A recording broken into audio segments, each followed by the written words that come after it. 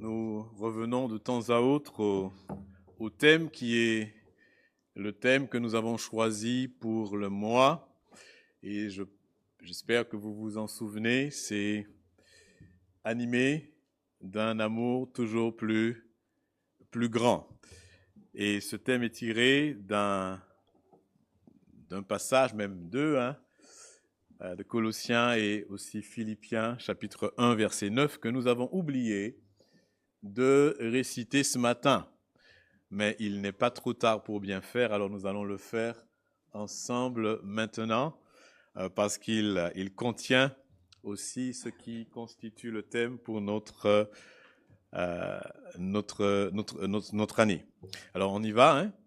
Et ce que je demande dans mes prières, c'est que votre amour augmente de plus en plus en connaissance et en pleine intelligence pour le discernement des choses les meilleures, afin que vous soyez purs et irréprochables pour le jour de Jésus-Christ, remplis du fruit de justice qui est par Jésus-Christ à la gloire et à la louange de Dieu.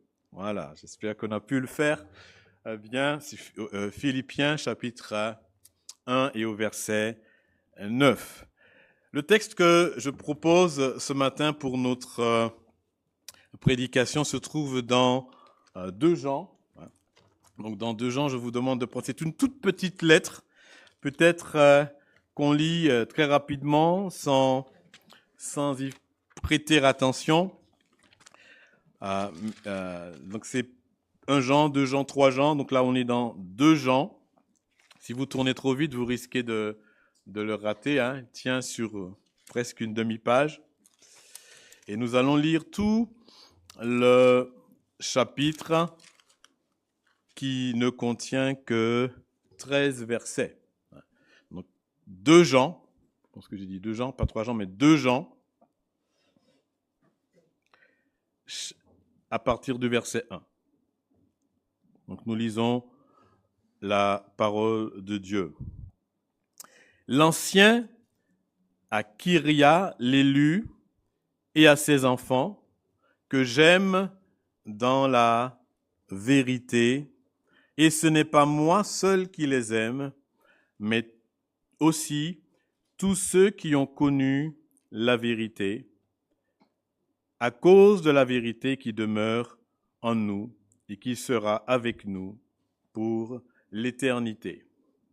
Que la grâce, la miséricorde et la paix soient avec vous de la part de Dieu le Père et de la part de Jésus-Christ, le Fils du Père, dans la vérité et l'amour. J'ai été fort réjoui de trouver quelques-uns de tes enfants qui marchent dans la vérité, selon le commandement que nous avons reçu du Père. Et maintenant, ce que je te demande, Kyria, non comme te prescrivant un commandement nouveau, mais celui que nous avons eu dès le commencement, c'est que nous aimions les uns les autres. Et l'amour consiste à marcher selon ses commandements. C'est là le commandement dans lequel vous devez marcher, comme vous l'avez appris dès le commencement. Car plusieurs séducteurs sont entrés dans le monde et ne déclarent pas publiquement que Jésus-Christ est venu en chair. Celui qui est tel, c'est le séducteur et l'antéchrist. Mais prenez garde à vous-même, afin que vous ne perdiez pas le fruit de votre travail, mais que vous receviez une pleine récompense. Quiconque va plus loin et ne demeure pas dans la doctrine de Christ n'a point Dieu. Celui qui demeure dans cette doctrine a le Père et le Fils. Si quelqu'un vient à vous et n'apporte pas cette doctrine, ne le recevez pas dans votre maison et ne lui dites pas salut, car celui qui dit salut participe à ses mauvaises œuvres. Quoique j'ai beaucoup de choses à vous écrire, je n'ai pas voulu le faire avec le papier et l'encre, mais j'espère aller chez vous et vous parler de vive voix, afin que notre joie soit parfaite. Les enfants de la sœur, l'élu, te saluent. Voilà une toute petite lettre et certainement la raison de cette lettre se trouve à partir du verset 7 où l'apôtre Jean dit qu'il y a plusieurs séducteurs qui sont entrés dans le monde et qui se sont introduits peut-être là auprès des personnes à qui il s'adresse et qui se sont fait certainement inviter, on pourrait supposer cela, se sont introduits dans les maisons, ont usé de l'hospitalité ou des marques d'affection et d'amour. Et l'apôtre Jean dit que c'est un problème. Et probablement, on pense qu'il répond à une question qui lui a été posée. Si vous regardez la première épître de Jean, eh bien, elle contient quasiment les mêmes thèmes. Il est question aussi de faux docteurs, de faux enseignants, de personnes qui dénaturent l'évangile. Mais ici, certains commentateurs pensent que peut-être Kyria ici, c'est une dame. Certains pensent que peut-être que c'est une manière de parler d'une église. Ça n'a pas une grande importance, mais c'est peut-être quelqu'un que Jean connaît et qui a peut-être posé une question concernant ce que Jean a écrit dans 1 Jean et où il est question de manifester l'amour aux autres, où il est question que la connaissance de Dieu se traduit par le fait de manifester l'amour fraternel les uns envers les autres. Et quand il y a des personnes qui visiblement arrivent et puis semblent porter autre chose que la saine doctrine, comment doit-on agir à l'égard de ces personnes-là? Est-ce qu'il faut plutôt insister sur la vérité ou plutôt insister sur l'amour? Comment exercer l'amour dans pareille condition? Qu'est-ce qui est le plus important? Demeurer fidèle à la vérité ou bien faire preuve d'amour? Et vous savez comment ces choses de nos jours sont souvent opposées l'une à l'autre. Et c'est un peu ce à quoi Jean répond ici. Et il dit au verset 4, je crois, au verset 5 plutôt, il dit « Et maintenant, ce que je te demande ». Il va faire une requête à Kyria et il va lui dire quelque chose de particulier. Il va lui dire simplement d'aimer et de marcher dans la vérité. Et de grandir à la fois dans la vérité et dans l'amour. Quelque part, il lui dit, en fait, tu n'as pas besoin de choisir entre amour et vérité, il faut les deux. Il faut absolument les deux. Et si on veut, on pourrait dire ici, si on veut lutter contre les hérésies à la fin des temps, eh bien, il faut manifester toujours à la fois l'amour et la vérité. L'amour dans la vérité et la vérité par l'amour. On pourrait dire que ce que Jean dit en résumé à Kyria, c'est que l'amour et la vérité ne sont pas incompatibles, mais ils doivent être maintenus ensemble pour garantir le croyant contre les hérésies des derniers jours. C'est ce qu'il dit un peu, l'amour et la vérité ne sont pas incompatibles, mais ils doivent être maintenus ensemble pour garantir le croyant contre les hérésies de la fin des temps ou des derniers jours. Et donc le titre du message ce matin, c'est croître dans l'amour et dans la vérité. Croître dans l'amour et la vérité. On pourrait le mettre plutôt comme cela. Nous vivons aussi dans les derniers temps, dans les derniers jours, l'apôtre Pierre le disait, hein, la fin de toute chose est proche. Soyez donc sobres et sages pour vaquer à la prière.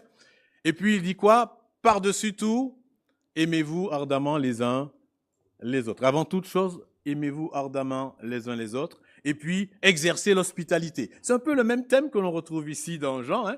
Il dit à Kyria qu'il faut s'aimer, qu'il faut exercer l'hospitalité, mais tout cela dans le cadre de la vérité.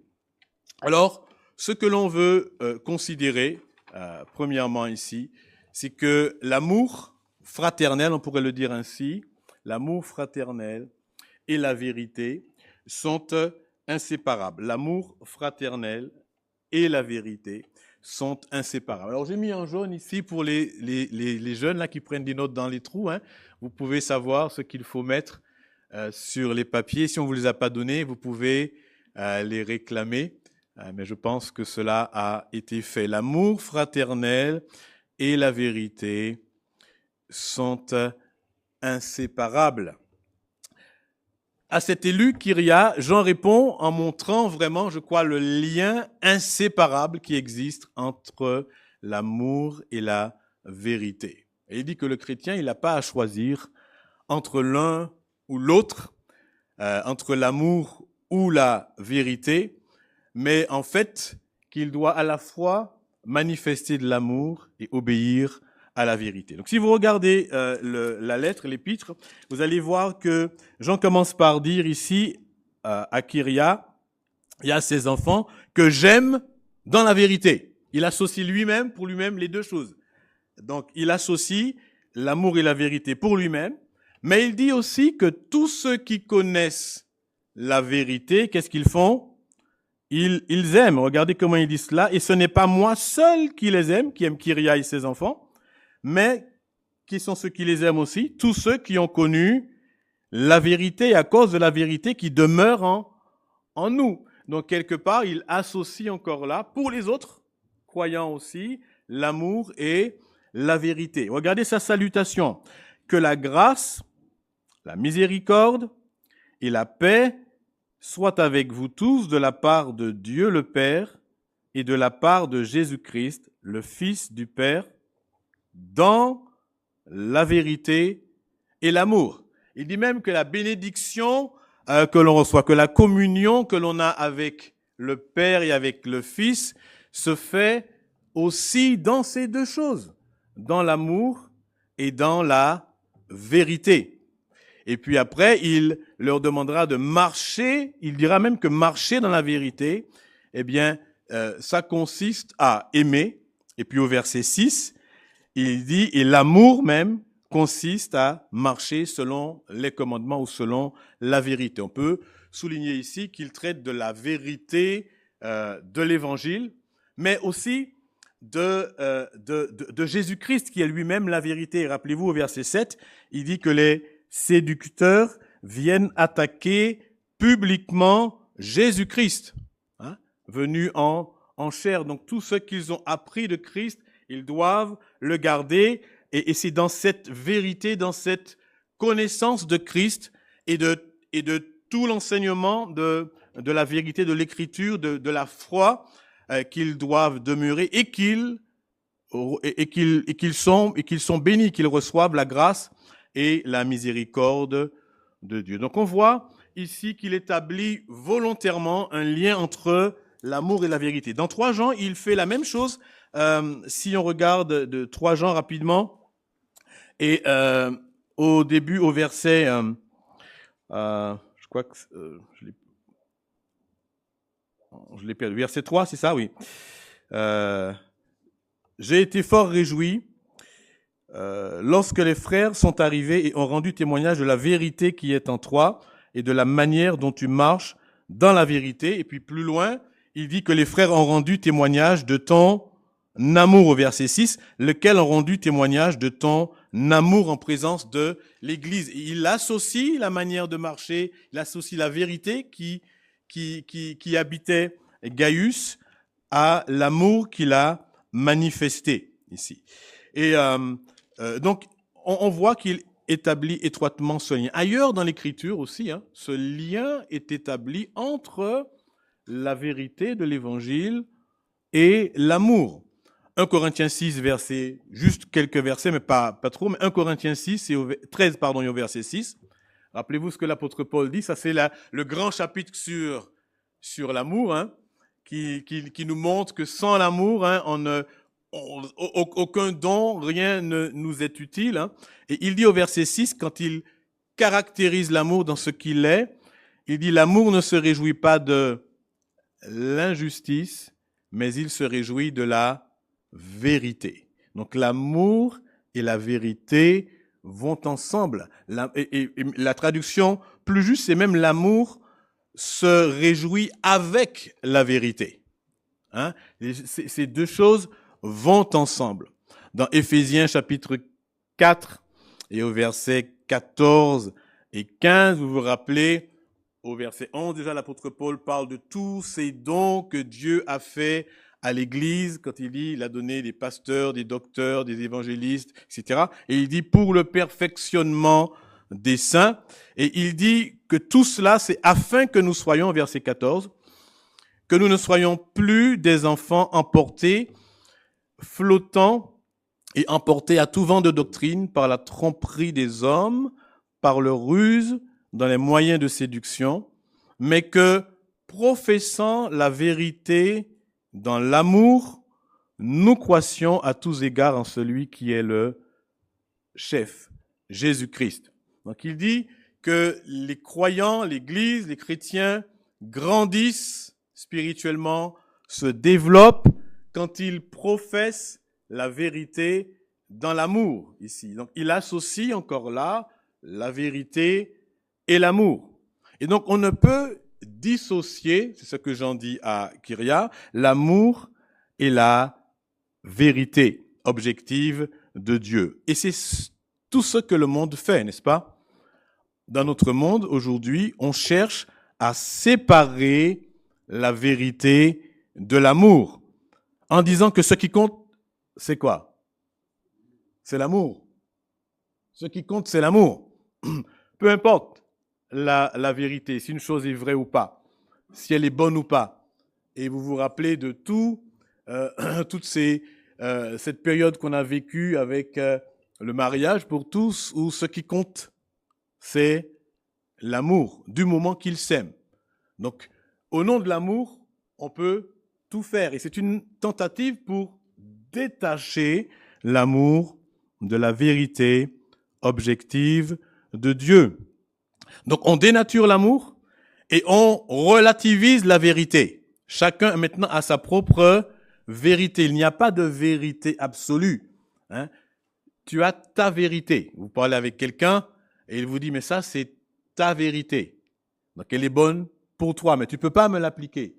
Et puis, elle vous dit, moi, j'ai ma vérité. Et chacun vit selon sa vérité. Donc, on tente de séparer les deux choses, de dénaturer l'une, et puis de relativiser l'autre ici.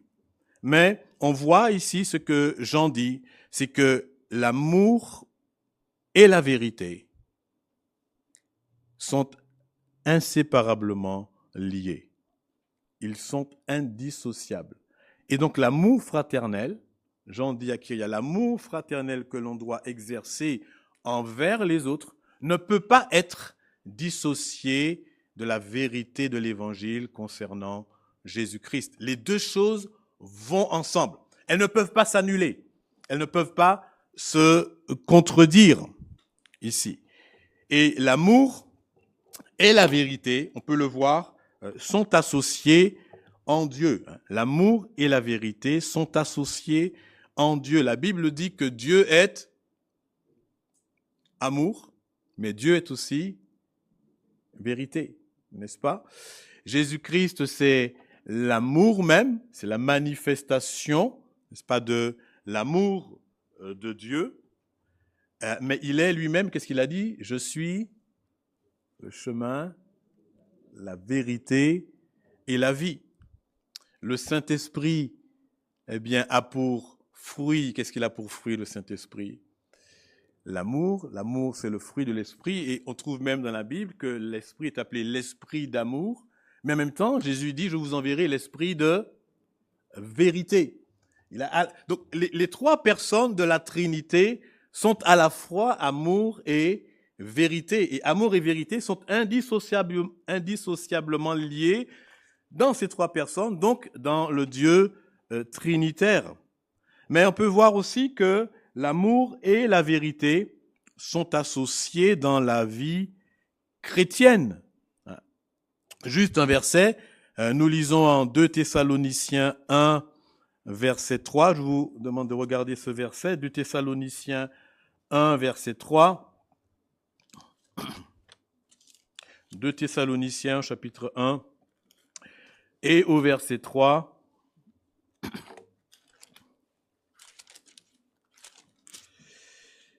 Nous lisons que... j'ai la bonne référence, oui.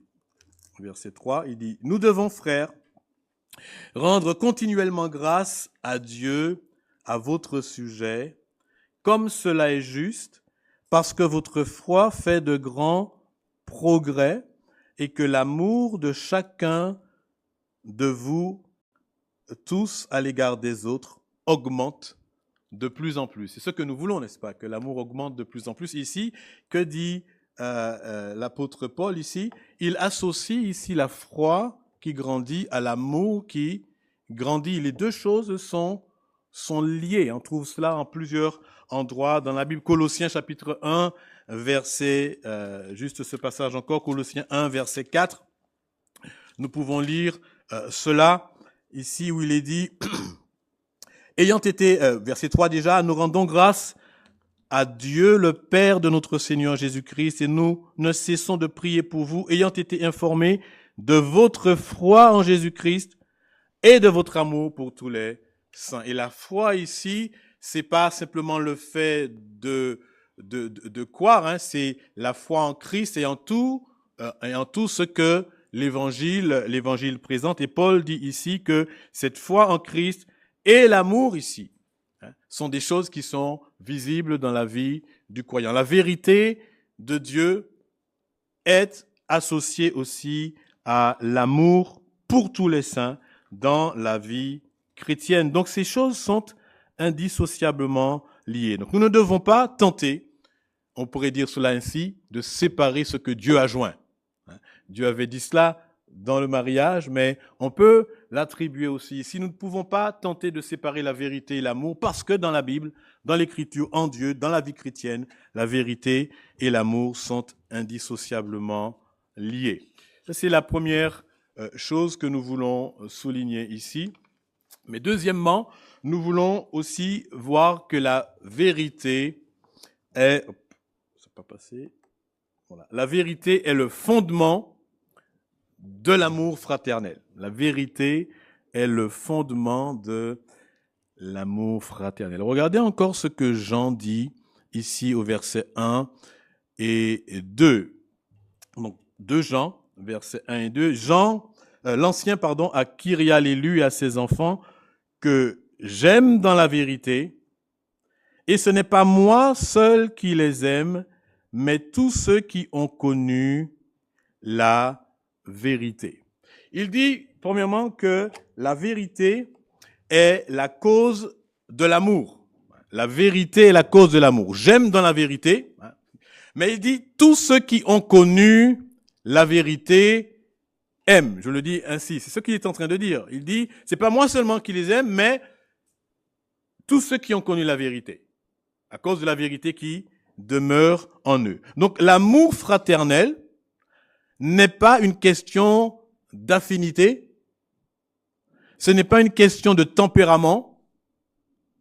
Les frères et sœurs en Christ ne s'aiment pas à cause d'atomes crochus qu'ils ont ensemble ou parce que le courant passe entre eux. On dit avec un tel, il y a du feeling, hein, parfois. Ça passe bien avec ce frère-là, ça passe pas trop, donc on va pas. Non, c'est pas ça qui doit faire que l'on s'aime.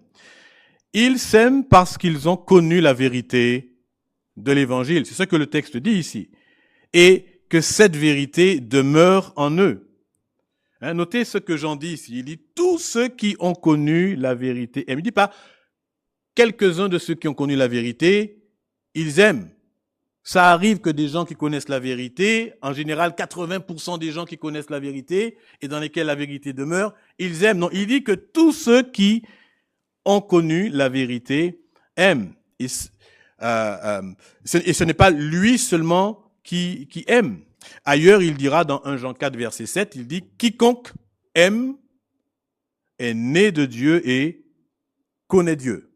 C'est-à-dire, si vous trouvez quelqu'un qui aime, les frères et sœurs, il dit la chose, c'est qu'il a la cause, c'est parce qu'ils ont connu Dieu ici. Donc, quelque part, on voit que la vérité est la vérité, dans la connaissance de la vérité, hein, la vérité qui est reçue, qui demeure dans la vie de la personne, est la cause de l'amour. Autrement dit, on pourrait le dire ainsi, si tous ceux qui ont connu la vérité aiment, c'est que la cause de l'amour, ce n'est pas les personnes, mais c'est la vérité.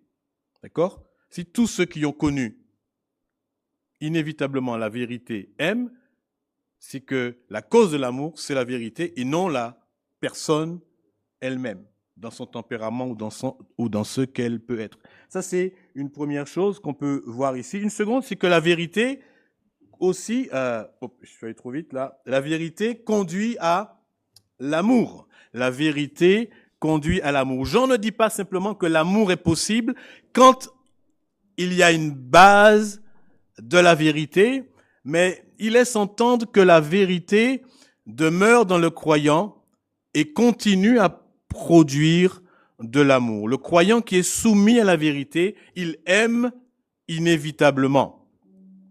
Dans la 3e épître, hein, il associe la marche dans la vérité, on l'a vu tout à l'heure avec Gaius, au fait que Gaius aime. Donc cette vérité, dans le cœur, ne saurait rester sans porter du fruit, ici. Donc quand la vérité est dans un cœur, quand la vérité est reçue, qu'elle demeure, elle produit inévitablement du fruit. Et on trouve cela dans l'Écriture ailleurs. L'apôtre Pierre, rappelez-vous, dans 1 Pierre chapitre 1, verset 22, je vous lis le passage, il parle et il dit à ses lecteurs, ayant purifié vos âmes en obéissant à la vérité, pour avoir quoi, vous vous rappelez? Pour avoir un amour fraternel, sincère.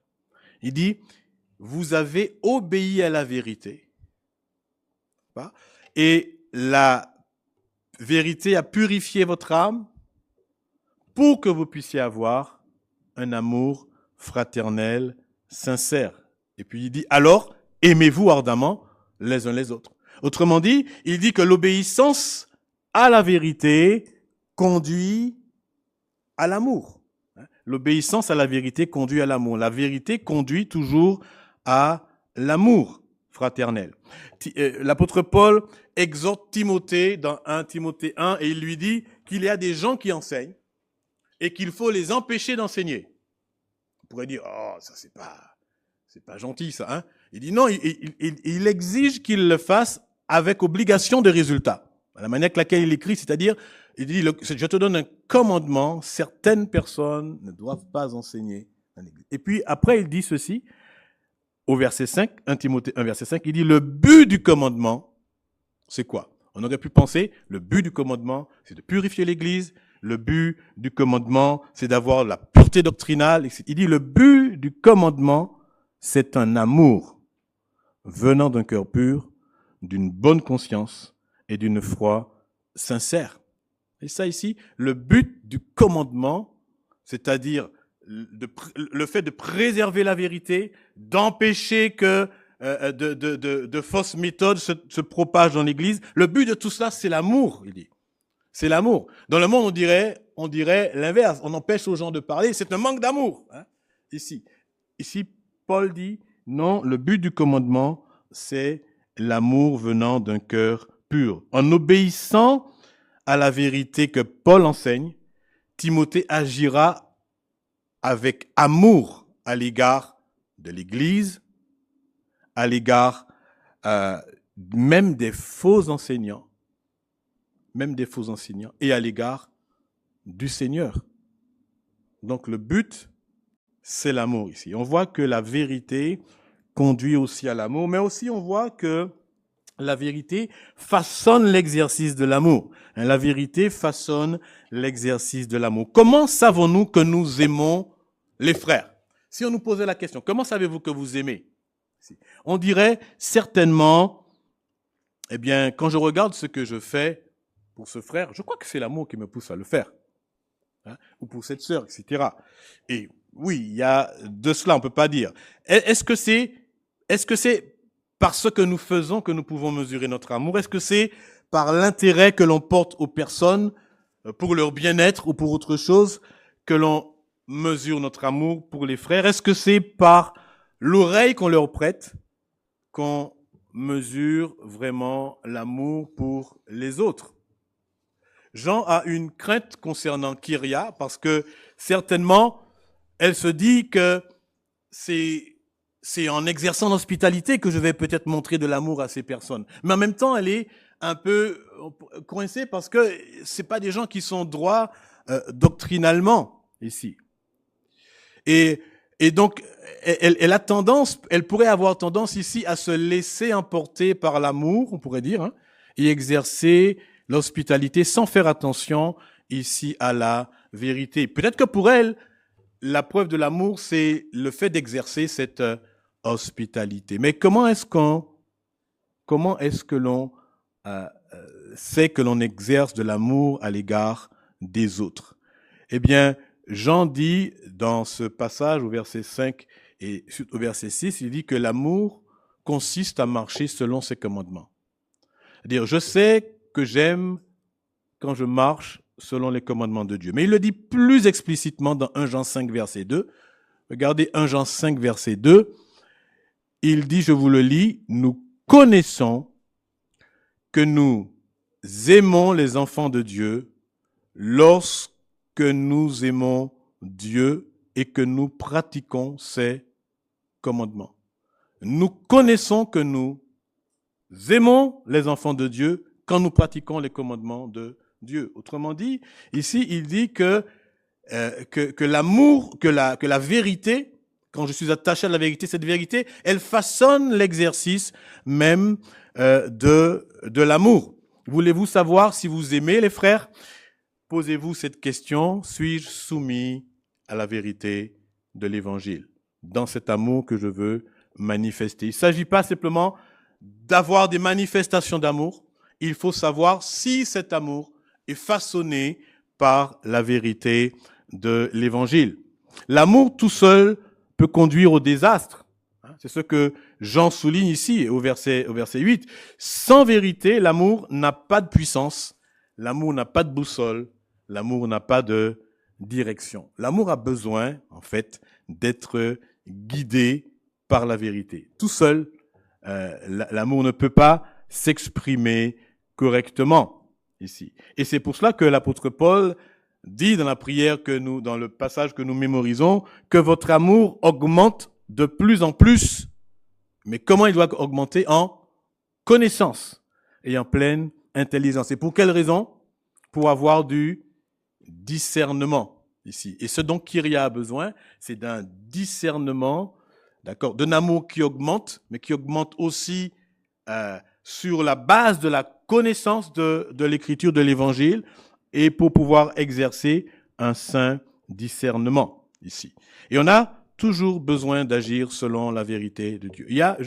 On pourrait prendre un exemple qui n'est pas exactement dans ce domaine, mais vous vous souvenez de Uza, qui était à l'époque dans 2 Samuel, je crois, j'ai noté 1 Samuel, chapitre 6, qui participait au transport de l'arche.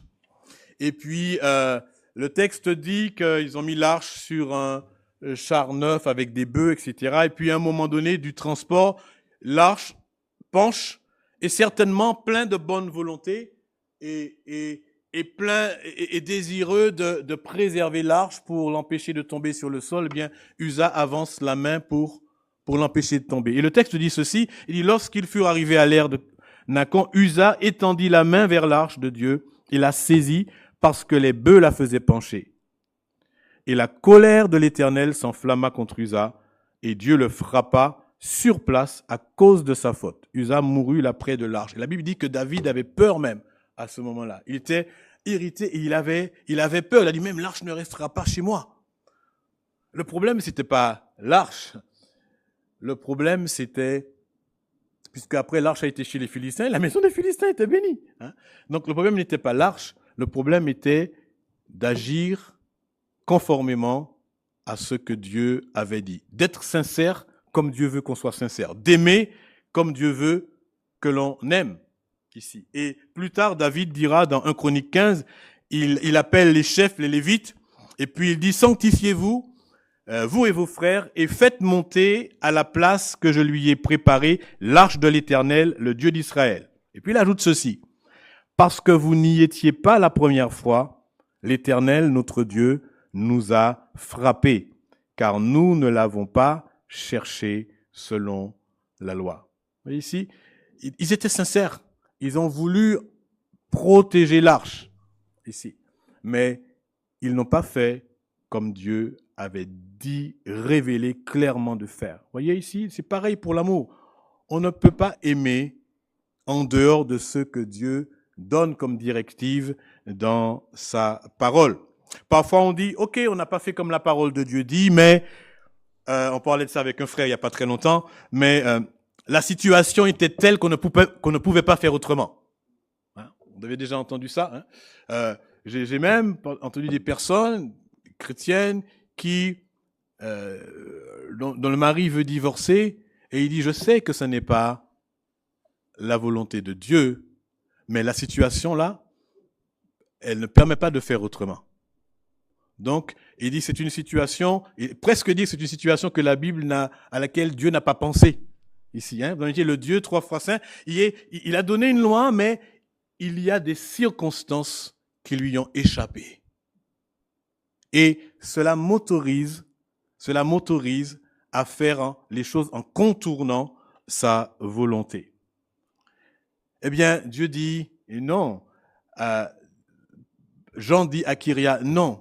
Il faut que tu aimes, mais la vérité que tu dois manifester doit être profondément façonnée.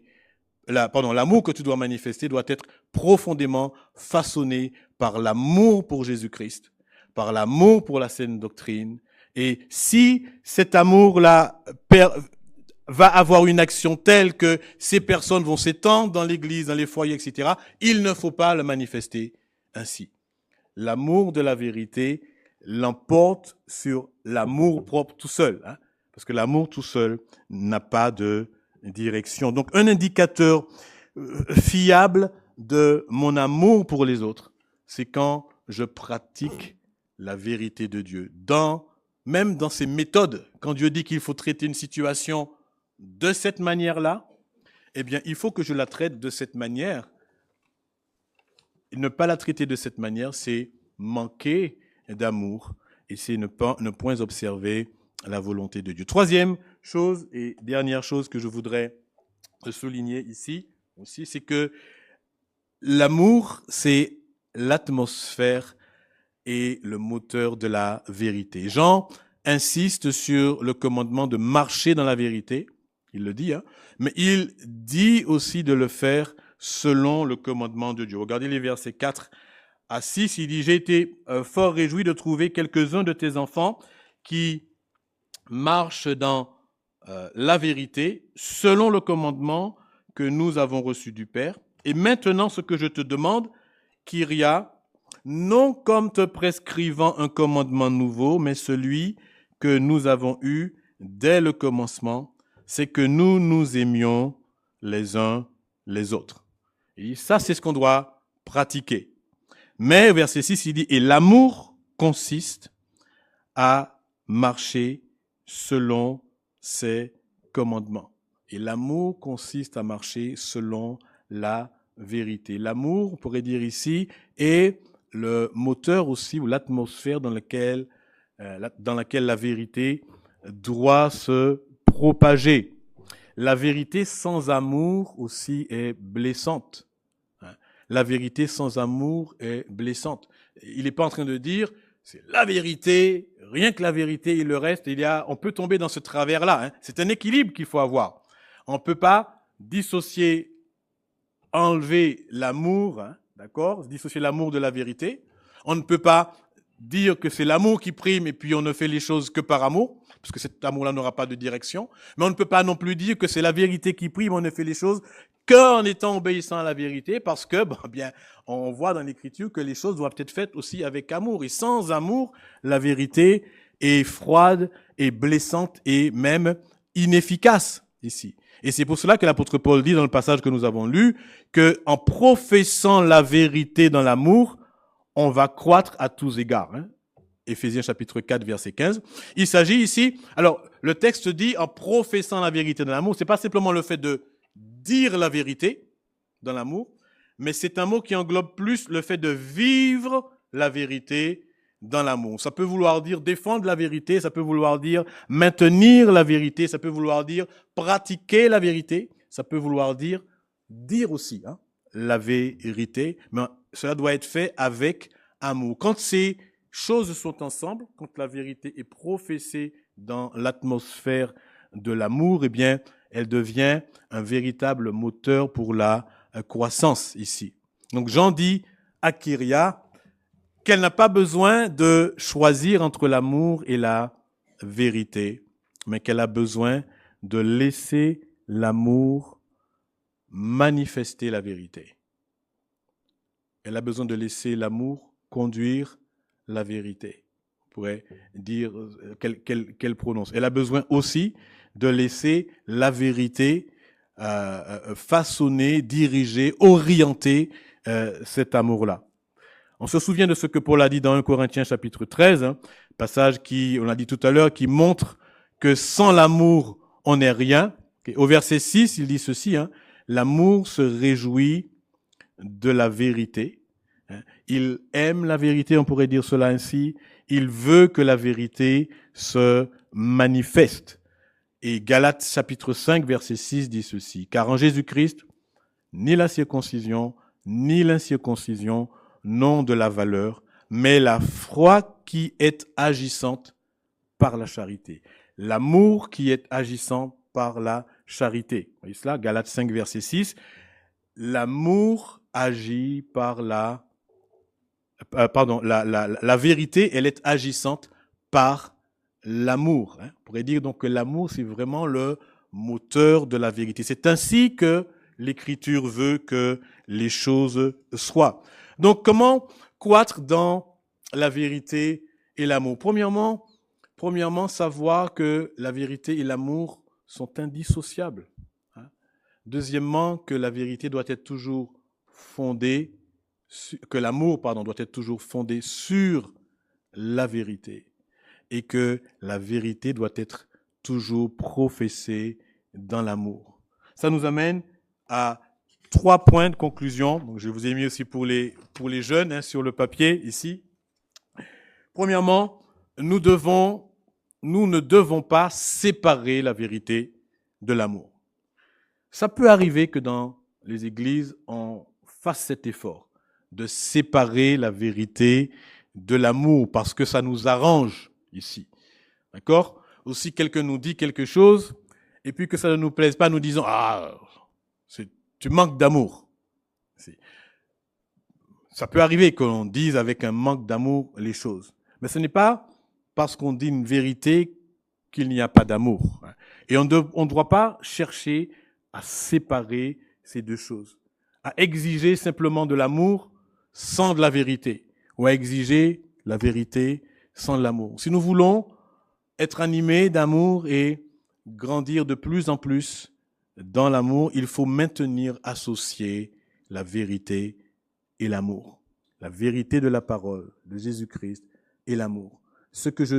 Ma manifestation d'amour doit être empreinte de vérité et ma vérité que je prononce, que je dis, dans laquelle je vis, doit être modelée, façonnée, énergisée, si j'ose dire, par l'amour. Ça, c'est un premier point d'application. Un deuxième, ici, c'est que nous devons aimer de manière conforme à la vérité.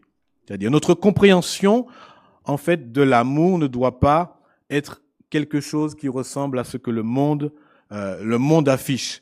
Nous devons apprendre à développer une conception qui est toujours scripturaire de l'amour. L'amour tel que décrit dans l'Écriture, c'est pas une espèce de vague tolérance où tout le monde il est beau, tout le monde il est gentil. Ici, l'amour, selon l'Écriture, s'articule toujours avec la vérité. Est-ce qu'on oserait dire que Jésus a manqué d'amour? Qui oserait dire cela? Que Jésus a manqué d'amour. Pourtant, quand on lit les Écritures, on trouve parfois des paroles qui sont fermes, qui sont dures. Et si nous-mêmes on les disait, je crois qu'on ferait dresser les autres en face de nous. D'accord? Et pourtant, Jésus était rempli d'amour. Mais il savait dire les choses même fermes et difficiles parfois à entendre avec de l'amour, parce qu'il était aussi l'amour lui-même. Il a dit, je suis venu pour rendre témoignage à la vérité.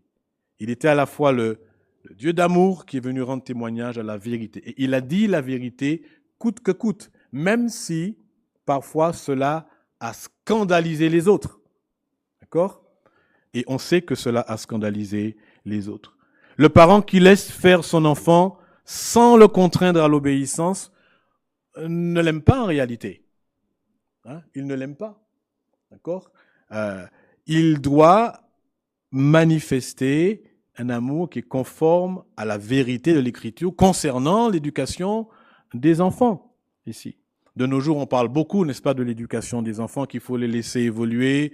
J'ai même entendu quelqu'un dire qu'il faut leur demander quelle éducation ils veulent avoir, et puis après, les parents s'adaptent à l'éducation. Ma femme me parlait cette semaine, elle a lu un article où un enfant de 5 ans chasse son père de sa chambre, et le père, il sort pour ne pas brusquer l'enfant, n'est-ce pas? Parce qu'il ne faut pas, n'est-ce pas? Il faut pratiquer de l'amour, Il faut montrer de l'amour.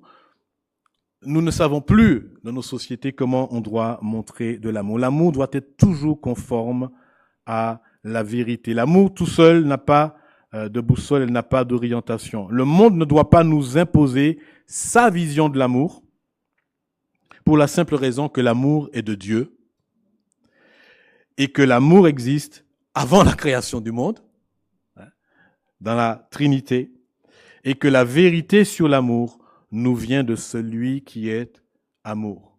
Quiconque aime est né de Dieu et connaît Dieu. Et puis troisièmement, je voudrais dire ceci, que nous devons grandir dans la vérité si nous voulons grandir dans l'amour. Le progrès dans l'amour, c'est pas en faisant des efforts, en me musclant, je sais pas quoi, c'est vraiment en grandissant dans la vérité. Si je ne cherche pas à grandir dans la vérité, je ne grandirai pas non plus dans l'amour. L'apôtre Paul associe les deux choses dans le passage que nous avons lu dans 2 Thessaloniciens chapitre 1, verset 3. Il dit, « Nous devons rendre à votre sujet, frères, continuellement grâce à Dieu comme cela est juste, parce que votre foi fait de grands progrès. » Ils font des progrès dans la vérité.